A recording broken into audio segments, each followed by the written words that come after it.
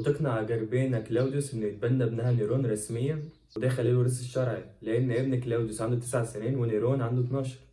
وتحول مسقط رأسها في ألمانيا لمستعمرة رومانية وتسميها لونا كلوديا آرا أجربينيتسيو، ودلوقتي بيبقى اسمها كلونا بس. ويهزم اسكابولا الزعيم البريطاني كاراتاكوس في معركة كارادوك، ويخطف بناته ومراته ويهرب لملكة قبائل البريجنت اللي بتخونه وتسلمه للرومان. وكاراتاكوس بيقول خطابا لما بيشوف كلاوديوس: لو كان نجاحي مساويا لأصلي ومنزلتي لكنت أتيت إلى هذه المدينة كصديق ليس كأسير.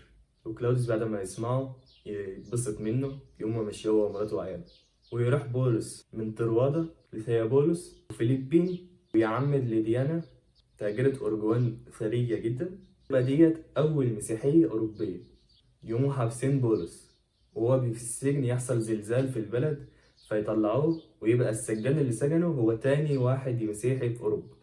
وبتحصل في عيد الفصح مشكلة بسبب إن جندي روماني صب على اليهود، قدروا بقى يلقوه بالطوب، ويبعت الوالي كورمانوس تعزيزات ويموت يوميها 20,000 بني آدم.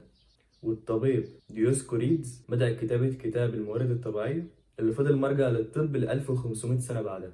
ويكتشف الرومان منطقة في أفريقيا اسمها إجاسيمبا، اللي هي جبال دلوقتي تبستي في تشاد والنيجر. وبس كده.